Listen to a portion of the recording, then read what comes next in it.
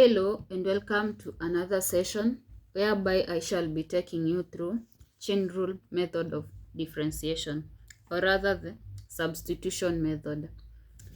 This method is usually applied when you have function raised to higher powers, because you'll find that you can tackle them using the first method, which is the power rule method, but it will be a bit tiresome and time wasting, because you'll have to take a lot of time expanding the functions. But with chain rule method, it will make your work easier. Therefore, let's go straight to an example. We have a function y is equals to 4x minus 3 raised to power 7. For you to tackle this solution, you'll have the term under brackets, you let it to be an unknown variable, like for example a variable u, whereby when you let it, your original function will be y is equals to u raised to power 7 after letting u to be 4x plus minus, to be 4x minus 3. With this, if our original function remained to be y is equals to u raised to power 7, it will be a bit easier to differentiate using the power rule method. And therefore, in using the original function, change of y in respect to u will be 7 multiplied by u raised to power 7 minus 1.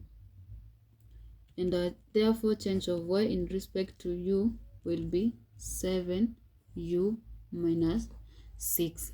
That is in the case where we have replaced our 4x minus 3 to be u. The first part. In the second part, remember, after letting our u to be 4x minus 3, we add two separate functions. Therefore, let's differentiate the second function, which is u is equals to 4x minus 3. With this, we can differentiate using the power rule method also, whereby our change of u in respect to x will be 4 multiplied by 1 x raised to 1 minus 1, then minus 3 multiplied by 0. And our change of u in respect to x will be 4x raised to power 0. Minus 3 multiplied by 0 is 0, minus 0. So change of u in respect to x will be any from the 0 law of indices, anything raised to power 0, it's 1. Therefore, our change of u in respect to x will be 4. Having the derivative of these two separate functions, we can find our change of y in respect to x by taking change of y multiplied by change of u in respect to x. Our change of y will be our change of y in respect to x will be change of y in respect to u multiplied by change of u in respect to x.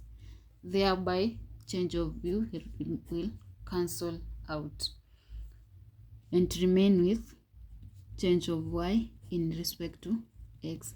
Therefore, having these and these, we can replace them and find our change of y in respect to x. By will be change of y in respect to change of u, it's 7u raised to power 6 multiplied by change of u in respect to x, which is 4. And our change of y in respect to x will be 7 multiplied by 4, it's 28u raised to power 6. But originally our u it's 4 x minus 3.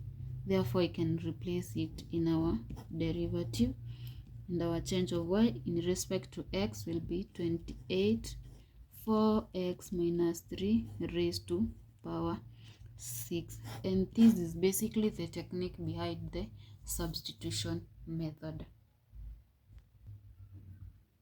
Let's do another example. When given a function y is equals to sine in bracket 6x plus 1. Like we said earlier, what the technique behind the chain rule is, first you let the terms under bracket to be an unknown variable like u, or whichever variable that you like.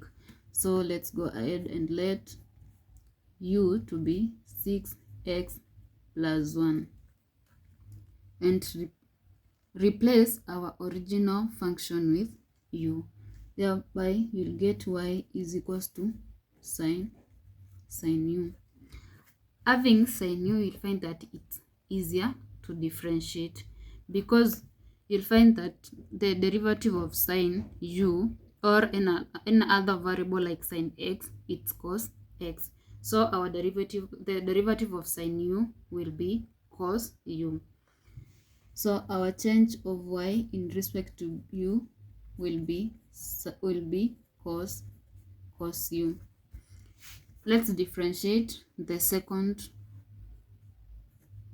function that we have, which is u is equals to 6x plus 1, and therefore the derivative will be change of u in respect to x is equals to 6 multiplied by 1 x raised to 1 minus 1 plus 1 multiplied by 0. A change of u in respect to x will be